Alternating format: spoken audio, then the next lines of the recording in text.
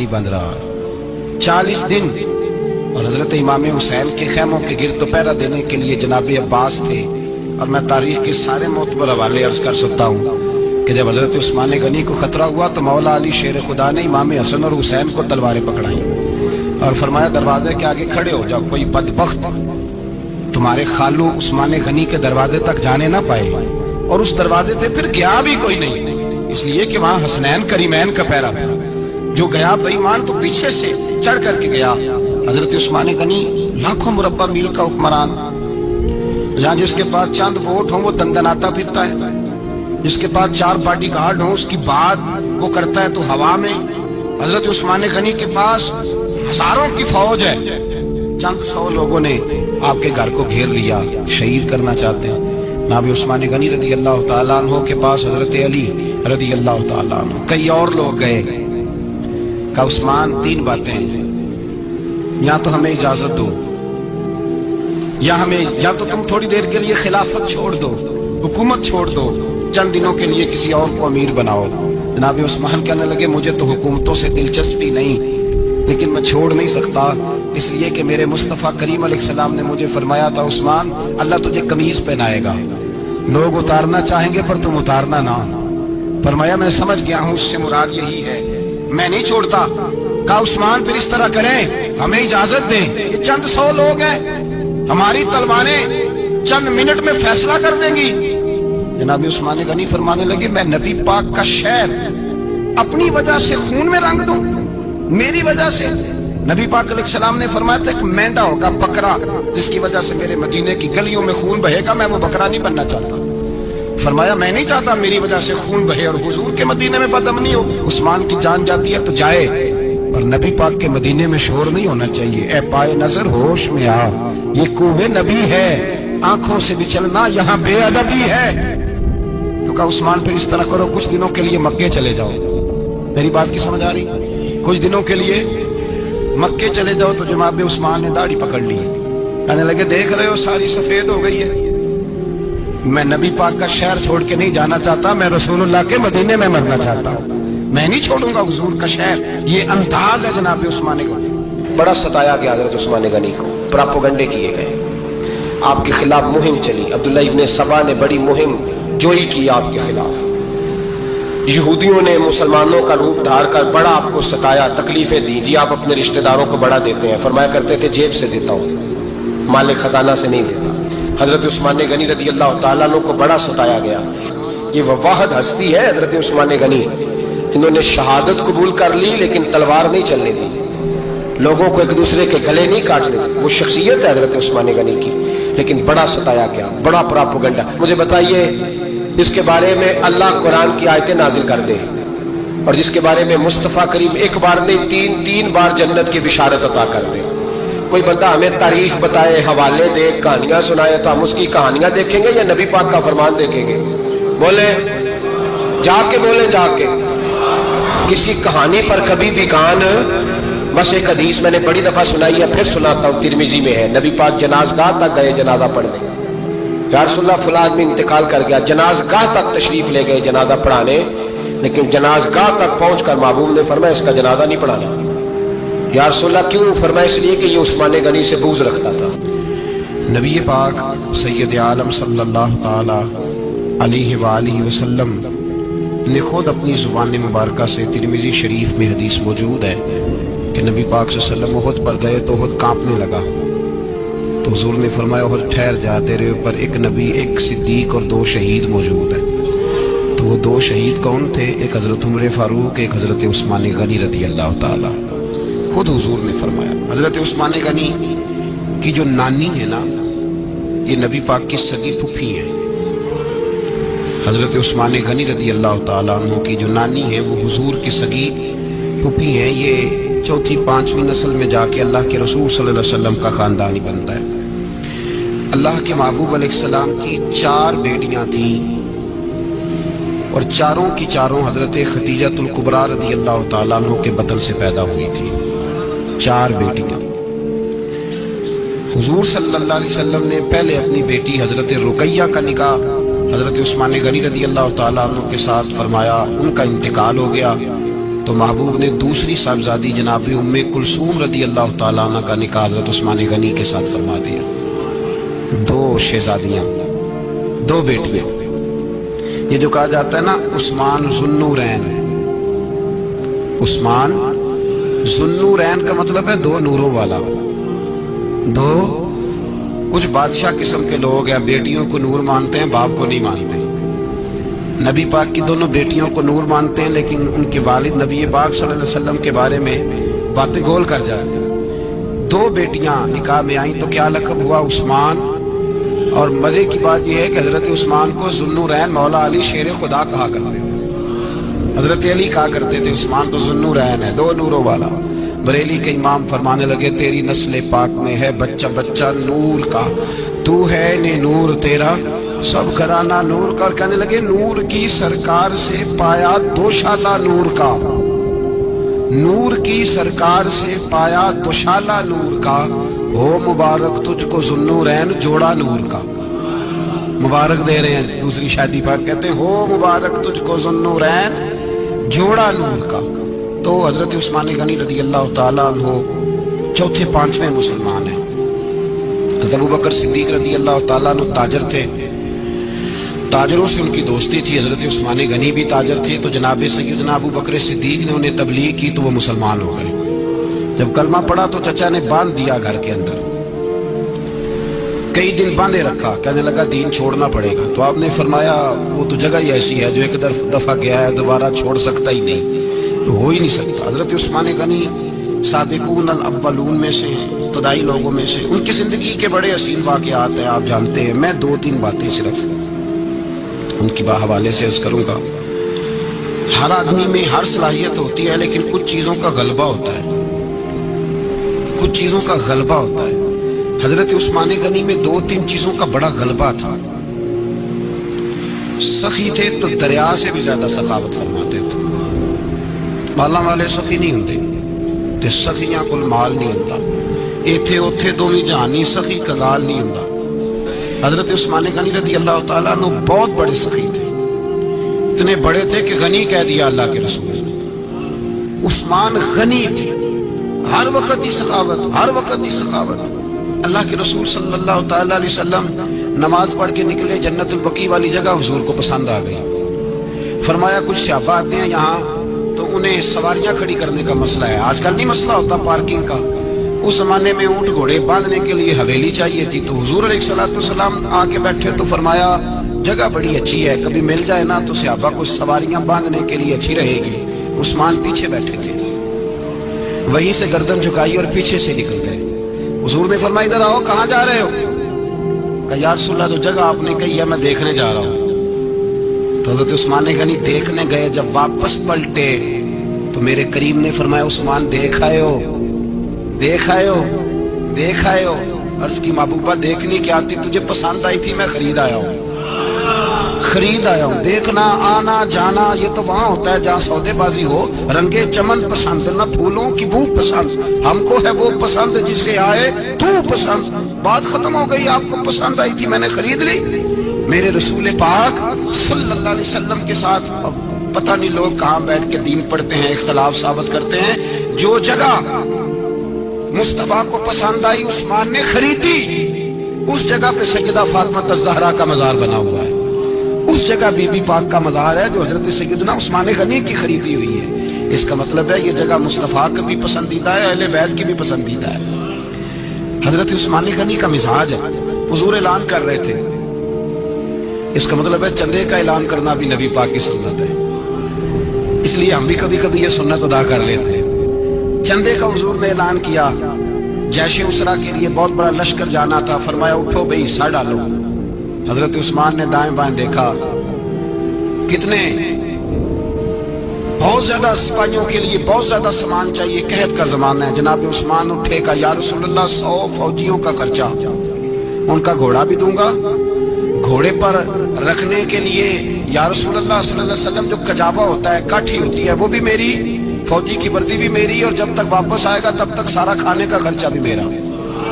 نبی پاک صلی اللہ علیہ وسلم مسکرائے، فرمایا عثمان اللہ تجھ سے راضی ہو۔ تھوڑی دیر کے بعد فرمایا پھر اٹھو بھائی، دائیں بائیں دیکھا، کوئی اٹھا ہی نہیں. حضرت عثمان پھر کھڑے ہو گئے. کہا حضور 100 میرا اور شامل کر دیں. نبی پاک نے پھر اعلان کیا. حضرت عثمان کہتے ہیں میرے نا دل کو کچھ ہوتا تھا. پھر اٹھے. کہا حضور میرا تیسرا 100 بھی شامل کر دیں. فرماتے ہیں جناب عثمان غنی چوتھی دفعہ میرے مصطفیٰ نے اعلان کیا تو مجھ سے نہ ہی رہا گیا. میں نے کہا محبوبہ اعلان نہ کرو, آپ اشارہ کرو. عثمان کے پاس جو کچھ بھی ہے وہ محمد عربی کے قدموں کا ہی صدقہ ہے. آپ اعلان کرو, حاضر ہے, ہر شے حاضر ہے. پھونک پھونک کے دینا, دیکھ دیکھ کے دینا, یہ تو وہاں کا سودا ہوتا ہے جہاں سودے بازی ہوتی ہے. لیکن یہاں تو یا رسول اللہ جب تک بکے نہ تھے کوئی پوچھتا نہ تھا. تو نے خرید کر ہمیں انمول کر دیا. اور مجھے وہ بات بڑی پسند ہے. میں تنہائیوں میں کتاب کھول کے پڑھتا ہوں, تنہائیوں میں پڑھتا ہوں میرے رسول پاک صلی اللہ تعالی علیہ وسلم. اور میں جب مجھے کبھی لطف لینا ہوتا ہے تو میں صاحب طبقات کی یہ روایت کھول کے بیٹھ جاتا ہوں جب اپنا مزہ لینے کو دل کرے. حضرت عثمان غنی شہزادے تھے, دولت مند باپ کے بیٹے تھے, رئیس اعظم تھے. امیروں کے بچے نازک مزاج ہوتے ہیں, موڈ کے مالک ہوتے ہیں. بہت بڑے رئیس تھے. پر عشق لگا سی کھیڈا کھیڑ دی تو پھر کھیڈاں بھول گئیاں. گجل پایا سی یار دے ویکھنے, پھر وہ یاد وچ روندیاں ہی ڈل گئیاں. حیدر شاہ اس گلی کدے نہ رول دی, پر ہن تے رول دی. 4-5 دن کے بعد مدینے آئے, سفر پہ گئے ہوئے تھے. حضور کے پیچھے نماز پڑھی تو محبوب کے چہرے پہ ذرا نکاہت ہے, کمزوری ہے. حضرت بلال کو ملے, کہنے لگو بلال میں 4 دن باہر رہا ہوں, حضور کے چہرے پہ کمزوری کیوں ہے؟ جناب بلال کہنے لگے جا گھر جا کے پوچھ لے. کہتا میں نے دروازے پہ دستک دی, سیدہ عائشہ صدیقہ اندر سے بولی کون ہے؟ میں نے کہا میں جی غلام ہوں عثمان, میں 4 دن کے بعد آیا ہوں تو چہرے پہ بڑی کمزوری ہے. فرماتے جناب عائشہ ہچکی لے کے روئی. کیا ہوا؟ تو کہنے لگی عثمان 4 دن ہو گئے کونین کے مالک نے روٹی کوئی نہیں کھائی, ایک پیالہ دودھ کا, ایک کھجور. حضرت عثمان غنی رضی اللہ تعالیٰ کا اماں جی آپ پردے میں نہیں چلی جاتی؟ شہزادہ توڑے گئے, گھر سے اناج کی بوری کندھے پہ رکھی, ہر چیز اٹھائی. غلام کہنے لگا مجھے دے دو, 20 نوکر ہیں گھر میں. فرمایا نہیں یہ میری ڈیوٹی ہے, میں نہیں کروں. عثمان خود گئے, رسول پاک کے گھر میں جھاڑو دیا, چولہے میں آگ جلائی. حضرت عائشہ کہتی ہے میں پردے کے پیچھے سے دیکھ رہی تھی, جب عثمان پھونکے مارتے تھے تو داڑھی سے دھواں نکلتا تھا. پھر عثمان جس نے پانی کا پیالہ بھی خود نے پیا تھا اس نے سالن پکایا, پھر روٹیاں پکائیں تو ہاتھ جلے. کھانا پکا کے اور دسترخوان لگا کے مسجد میں حاضر ہوئے. کہا محبوبہ اگر مہربانی کریں تو گھر نہیں آتے؟ حضور تشریف لائے اور جب پہلا لقمہ تن تندور ہڈاں دا بالن تے اسی ہاواں نال تپایا. کپ کپ مکھیاں پیڑے کیتے, اتو عشق پلے تھن لایا. تن دی ہانڈی من دا سالن, اتو لون صبر دا پایا. غلام فریدہ میں ساری تیری, تینوں وجہ یقین نہیں آیا. کہا محبوب یہاں بیٹھے تو صحیح, یہاں بیٹھے تو صحیح. حضور تشریف فرما ہوئے اور پہلا لقمہ جب نبی پاک نے منہ میں رکھا تو عثمان تڑپ کے روئے. 600 دینار نیچے رکھے. یا رسول اللہ میں نے دولت کو آگ تو نہیں لگانی اگر تیرے کام نہ آئے. حضور کس کام کی یہ جائیدادیں, کس کام کی اگر آپ کے گھر میں 4 دن کھانا نہ پکے. حضرت عائشہ صدیقہ فرماتی ہیں عثمان تو چلے گئے, یہ کہہ کے میرے مصطفیٰ نے پھر ہاتھ اٹھائے اور ایسی دعا دی کہ میں تڑپ اٹھی, میں رونے لگی. حضور نے جھولی اٹھا کے کہا اے اللہ میں عثمان سے راضی ہوں, تو بھی میرے عثمان سے راضی ہو جا. اللہ میں راضی ہوں, تو بھی راضی ہو جا. اور بھائی یہ درد, یہ ذوق, یہ مزاج, یہ انداز, یہ حضرت عثمان غنی کو اللہ نے عطا فرمایا. آپ آج لوگ اعتراض کرتے ہیں ہم پہ, کہتے ہیں تم پہلے مدینے بعد میں مکے, زیادہ دن مدینے تھوڑے دن, یہ کیا انداز ہے تمہارا؟ سنو حدیبیہ جس کا ذکر قرآن مجید نے کیا, ید اللہ فوق ایدیہم, پڑھو نا گھر میں جا کے قرآن مجید. حضرت عثمان غنی رضی اللہ تعالیٰ عنہ ساتھ تھے جب نبی پاک صلی اللہ علیہ وسلم 1400 صحابہ کو لے کے عمرے کی نیت سے نکلے. حدیبیہ کی مقام پر کافروں نے روک لیا, کہا عمرہ نہیں کرنے دیں گے. حضرت سیدنا عثمان غنی کو نبی پاک نے سفیر بنا کے بھیجا. جناب عثمان غنی کئی سالوں کے مکے سے پچھڑے تھے, سامنے کعبہ نظر آیا, احرام بندھا ہوا ہے. جب سفیر بن کے گئے تو ابو سفیان کہنے لگے عثمان ہم تیرے رسول کو تو ابھی عمرے کی اجازت نہیں دیتے. باقی لوگ تو نہیں آتے، وہ سامنے کعبہ ہے، وہ حجر اسود ہے، وہ سارا کچھ ہے. طواف کرنا ہے تو کر لو، استلام کرنا ہے تو کر لو، اگر تم نے کعبے کے اندر نماز پڑھنی ہے تو پڑھ لو، صفا مروہ کے پھیرے لگاؤ، تمہیں اجازت ہے. نبی عثمان غنی فرمانے لگے قسم ہے رسول کے زلفوں کی، جب تک میرے مصطفیٰ طواف نہیں کریں گے عثمان بھی کوئی نہیں کرے گا. عثمان بھی وہ کون سا طواف ہے جس میں طواف اور مدینے والا نہ ہو؟ وہ کون سا عمرہ ہے جس میں عمرہ ہو اور رسول پاک نہ ہو؟ وہ کون سا حج ہے جس میں حج ہو اور امام الانبیاء نہ ہو؟ بریلی کے امام بول پڑے، فرمانے لگے حاجیوں آؤ، شہنشاہ کا روضہ دیکھو، کعبہ تو دیکھ چکے، اب کعبے کا بھی کعبہ دیکھو. اور فرمانے لگے غور سے سن تو رضا، کعبے سے بھی آتی ہے صدا، میری آنکھوں سے میرے پیارے کا روضہ دیکھو. یہ ہمیں حضرت عثمان غنی نے سکھایا ہے عقیدہ، یہ عقیدہ حضرت عثمان غنی کا ہے. بات دور نکل جائے گی. محبت معیار ہوتی ہے، محبت روح ہوتی ہے، محبت اصل ہوتی ہے. حضرت عثمان غنی رضی اللہ تعالیٰ عنہ سے کسی شخص نے کہا کہ عثمان کوئی تبدیلی بھی آئی نبی پاک کے غلام بننے کے بعد؟ حضور کے غلام بننے کے بعد کوئی تبدیلی بھی آئی؟ لوگ اپنی اپنی تبدیلیاں بتاتے رہے. جناب عثمان غنی نے 2 جملے کہے، لوگ کہتے ہیں ہماری چیخیں نکل گئیں، یہ معراج حضور سے پیار کی محبت اور عشق کا یہ رنگ عثمان غنی کا. حضرت عثمان غنی کہنے لگے تم تبدیلی کی بات کرتے ہو؟ میں نے جب سے نبی پاک کے ہاتھ میں سیدھا ہاتھ دے کے بیعت کی ہے، میں نے یہ ہاتھ دوبارہ کبھی گندگی کو نہیں لگایا. اور فرمایا جب سے پہلی نظر سے جلوہ بددہا دیکھا ہے، میں نے اس کے بعد اپنی شرمگاہ کو بھی کبھی نہیں دیکھا، اس لیے کہ ان آنکھوں میں رسول اللہ کے جلوے رچ بس گئے. یہ معیار پیدا کیا جناب عثمان غنی. اور مدینہ منورہ سے جو محبت ہے نا مسلمان کی، اس کا اگر اصل رنگ دیکھنا ہو تو جناب عثمان غنی کو زندگی کو دیکھا جائے. اصل رنگ. حضرت سیدنا عثمان غنی با حیا بڑے تھے. کیا بڑے تھے؟ کچھ لوگ بے حیا ہوتے ہیں، کسی کو بھی نہیں چھوڑتے، نہ صحابہ کو، نہ اہل بیت کو، نہ کسی اور کو. عثمان با حیا بڑے تھے. کتنے؟ حضرت عائشہ صدیقہ فرماتی ہیں، مشکات میں مسلم میں موجود ہے، آپ فرماتی ہیں نبی پاک بیٹھے تھے تو حضور کی نا پنڈلی مبارک، مرد کے لیے حکم ہے ناف سے گھٹنے تک چھپا کے رکھے، پنڈلی ننگی ہو بھی جائے نا یہ پنڈلی، تو اس کی اجازت ہے شریعت میں مرد کے لیے. فرماتی ہیں اللہ کے محبوب لیٹے ہوئے تھے اور حضور کی طامت پنڈلیوں سے تھوڑی اونچی تھی، تو حضرت ابو بکر صدیق آئے تو نبی پاک نے فرمایا آ جاؤ. حضور لیٹے رہے. ماتی تھوڑی دیر گزری تو حضرت عمر فاروق آئے، حضور اجازت ہے، تو نبی پاک صلی اللہ علیہ وسلم نے فرمایا آ جاؤ. نبی پاک لیٹے رہے. چند لمحے گزرے تو عثمان غنی آ گئے.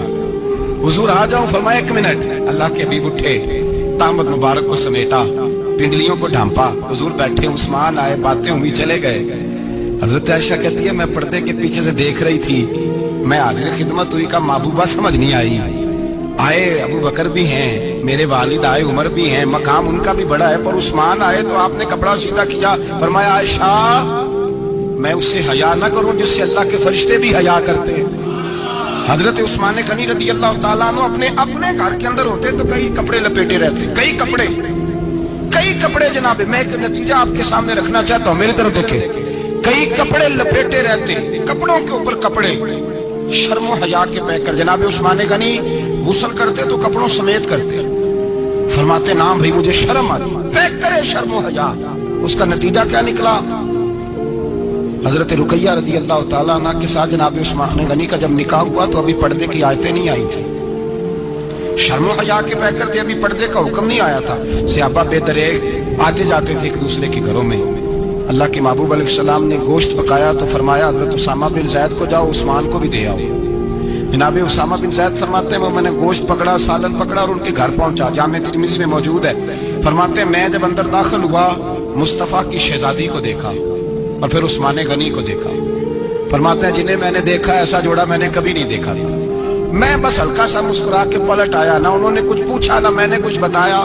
فرماتے ہیں جب میں مسجد میں داخل ہوا نا، پہلا قدم ہی رکھا تو مصطفیٰ کریم نے فرمایا اسامہ دے آئے ہو سالن؟ میں نے کہا یا رسول اللہ دے آیا ہوں. فرمایا ایسا سونا جوڑا پہلے کبھی دیکھا ہے؟ دیکھا ہے کبھی؟ میں نے کہا نہیں حضور میں نے نہیں دیکھا.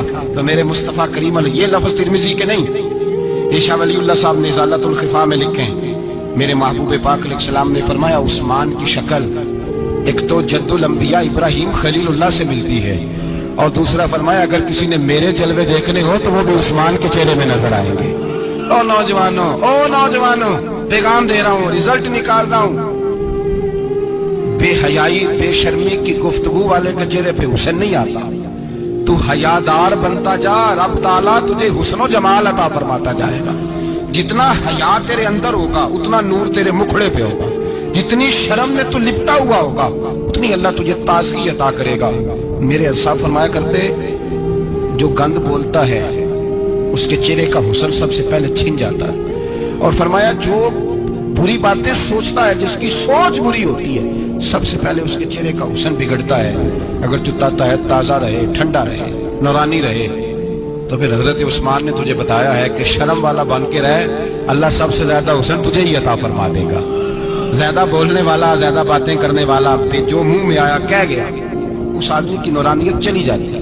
اگر لوگ وہ کریموز نہیں آتا اور نائی کے پاس بیٹھ کے چہرے پہ روز نیا ڈیزائن، نئی لکیر بنوانے سے حسن نہیں آتا، حسن شرم و حیا سے آتا ہے۔ یہ جو ہم عارضی حسن خرید کے لاتے ہیں نا 4 پیسے کا، یہ ماند نہیں پڑتا، یہ تباہ کرتا ہے اور یہ تباہ ہو جاتا ہے۔ کچھ لوگ ایسے ہوتے ہیں، کچھ لوگ جن کے پاس بیٹھنے کو اتنا دل نہیں کرتا جتنا ان کا چہرہ دیکھنے کو دل کرتا ہے۔ ان کے پاس بیٹھنے کو بعضوں کا دل کرتا ہے کہ بس نہ ذرا، اور طبیعت آج میں ہو کے آیا ہوں استاد جی صادق صاحب رحمۃ اللہ علیہ، میں نے ان بزرگوں کو دیکھا ہے، ہم نے نظر بھر کے آنکھوں میں آنکھیں ڈال کے تو بڑا کم دیکھا ہے، ہم چوری دیکھا کرتے تھے، چوری میں ویکھاں تے میرا یار نہ ویکھے تے جے میں نام ویکھاں تے ہو ویکھے، ہم لوگ چوری دیکھا کرتے تھے۔ میں نے اپنے حضرت صاحب کو بھی شاید ہی کبھی آنکھوں میں آنکھیں ڈال کے دیکھا ہو، تبھی دیکھا ہے جب وہ کسی اور کو دیکھ رہے ہوتے تھے۔ بھائی ان لوگوں کے اندر کا حسن، شرم و حیا، معصومیت بن کے ان کے چہروں پہ نکھر آتا تھا۔ حضرت عثمان غنی کی شرم و حیا نورانیت بن کے ان کے چہرے پہ آ گئی تھی۔ جناب عثمان غنی پیکرے شرم و حیا تھے۔ ایک بات کر دوں اور ختم کروں گا۔ حضرت عثمان فرمایا کرتے تھے مجھے 3 باتیں بڑی پسند ہیں۔ کتنی؟ سارے بولے ہو کتنی جی؟ کون کون سی؟ فرمایا کرتے تھے بھوکے کو روٹی کھلانا، ننگے کو کپڑا پہنانا، اور تیسرا میرا دل کرتا ہے مجھے اور کوئی کام نہ ہو، قرآن پاک میرے سامنے رہے اور میں سارا دن تلاوت ہی کرتا رہوں۔ 3 باتیں پسند تھی، بھوکے کو کھانا کھلانا، ننگے کو کپڑا پہنانا، اور یعنی روٹیاں بانٹتے رہتے تھے، سوٹ بانٹتے رہتے تھے، یہ مزاج تھا۔ فرماتے تھے میری پسند ہے، اور تیسرا میرا دل کرتا ہے کہ قرآن مجید پڑھا رہے اور میں وہ کنویں کی بات بڑی معروف ہے، میں نے بس اشارہ کرنا ہے، نبی پاک نے بھی اعلان کیا تو بڑا ہی اعلان کر دیا، فرمایا وہ میٹھے پانی کا کنواں ہے، قبضہ یہودی کا ہے، جو بندہ خرید کر وقف کرے گا نا اسے کیا ملے گا؟ تو حضور نے فرمایا میری جیب میں جنت کی ٹکٹ ہے، میں اسے جنت دے دینی، یہ ہے عرض جنت، یہ طیبہ کی زمین ہے، جنت بھی یہی، مال کے جنت بھی یہی ہے، جنت لے لے مجھ سے، لے لے۔ حضرت عثمان غنی گئے، اس کو کہا بھائی کنواں میرے ہاتھ بیچ دے۔ کنویں کی قیمت تھی 500-700 دینار، تو حضرت عثمان 500-600 دینار کل کنویں کی قیمت تھی۔ جناب عثمان غنی گئے، یہودی کو پتا تھا کہ یہ خریدنا چاہتے ہیں، فرمایا یار یہ کنواں بیچ دو، کہنے لگا نہیں بیچنا، فرمایا قیمت منہ مانگی، کہنے لگا قیمت میری مرضی کی، کہا تمہاری مرضی کی، اپنی اپنی اوقات ہوتی ہے نا قیمت لگانے کی، تمہاری مرضی کی۔ کہنے لگا میری شرط ہے میں 1 دن کے لیے کنواں دوں گا، 1 دن میں 1 دن آپ، فرمایا یہ بھی منظور ہے۔ کتنے پیسے؟ اس نے کہا میں 3000 دینار لوں گا، 500-600 کا ہے۔ حضرت عثمان غنی فرمانے لگے تو نے اپنی اوقات کے مطابق 3000 مانگا ہے، میں 40,000 لے کے آیا تھا، اپنی اوقات کے مطابق مانگا، 40,000 دینار میری جیب میں۔ یہودی کہنے لگا عثمان تو تاجر ہے، اور عام تاجر نہیں، عالمی سطح کا تاجر ہے، لوگ تیری تجارت کی مثالیں عرب میں دیتے ہیں، پر 500-600 کا کنواں 40,000۔ فرمانے لگے مسئلہ کنویں کا نہیں، مسئلہ مصطفیٰ کے فرمان کا ہے، وہ جو حضور کا فرمان پورا کرتا ہے نا اس کے لیے 40,000 تھوڑے ہیں، میرے پاس تھے ہی اتنے جو لے کے آیا ہوں۔ حضرت عثمان نے پیسے چکائے، اس نے کہا 1 دن پانی ملے گا، فرمایا منظور ہے۔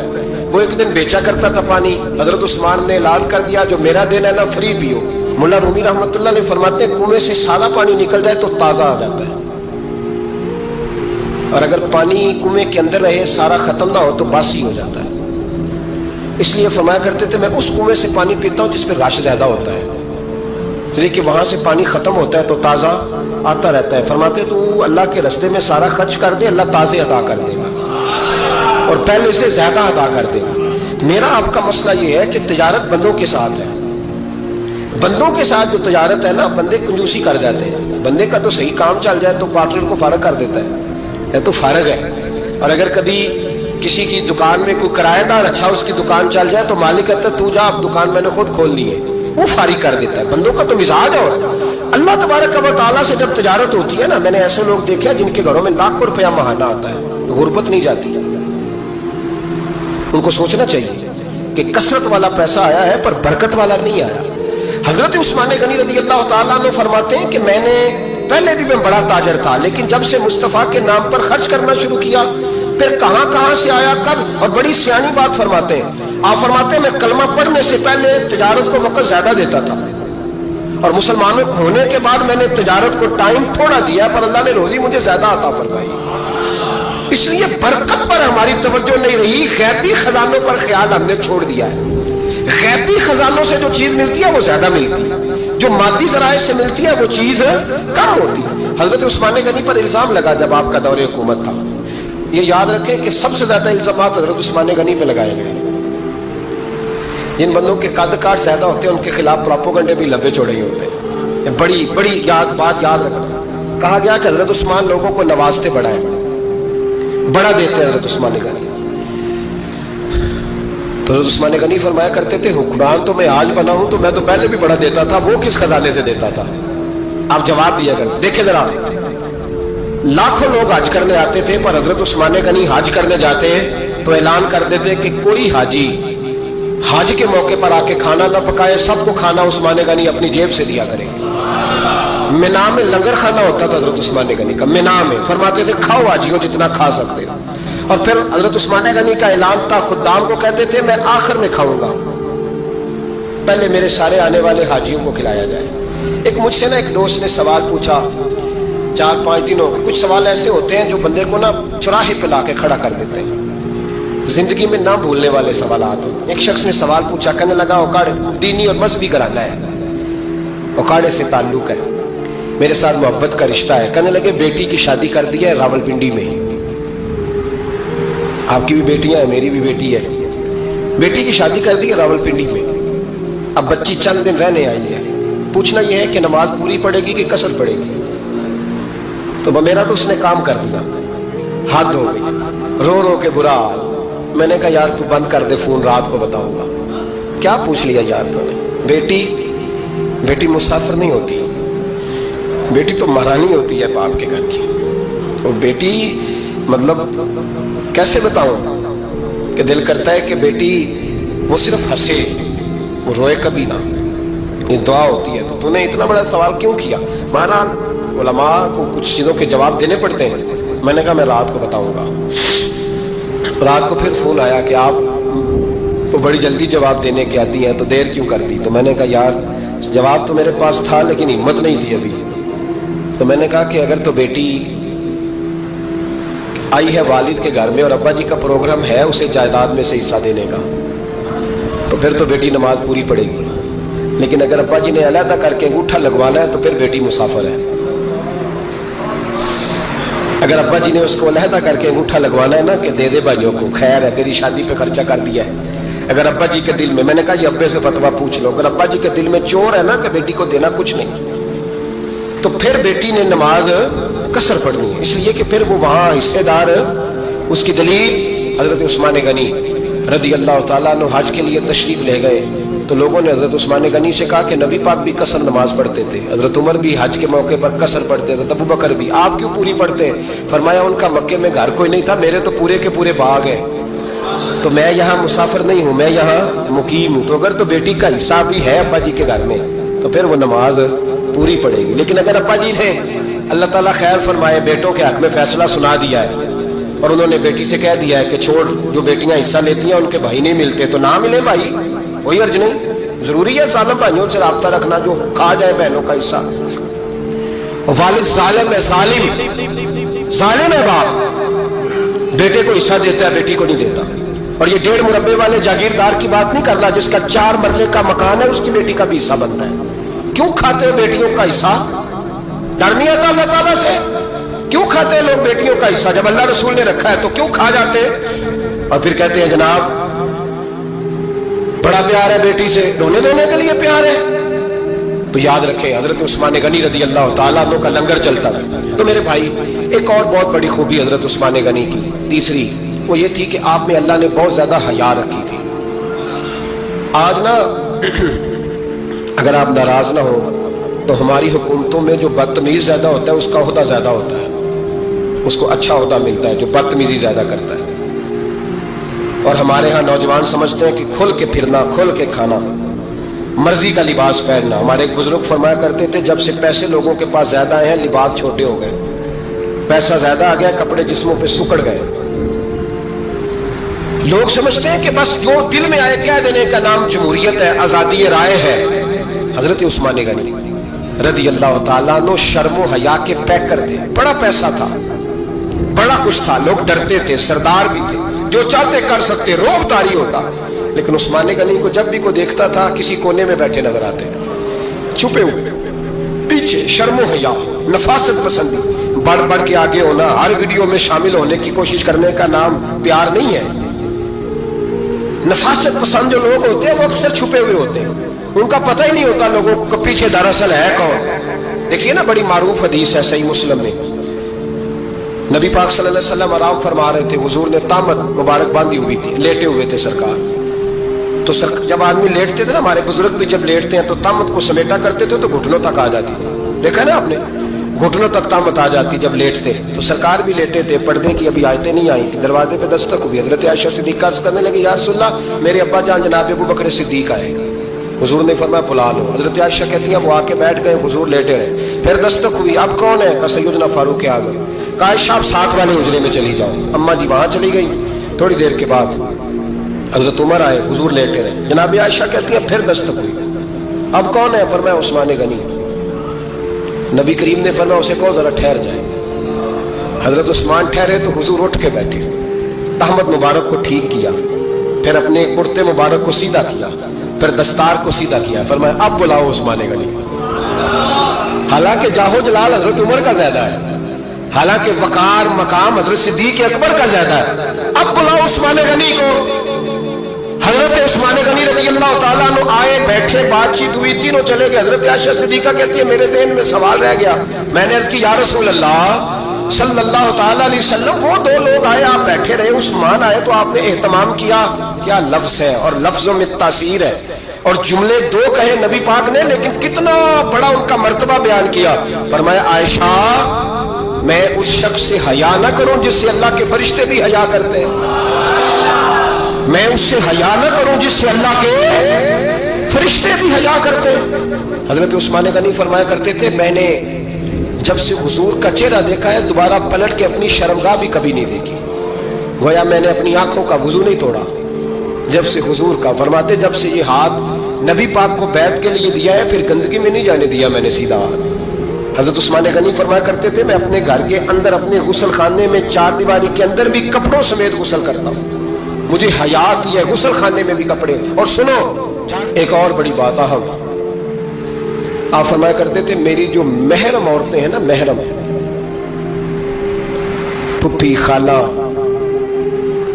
میری جو محرم عورتیں ہیں, فرمایا کرتے تھے میں نے کبھی ان کے بھی چہرے آنکھ بھر کے نہیں دیکھے, ان کے بھی چہرے کبھی میں نے آنکھ بھر کے نہیں دیکھے.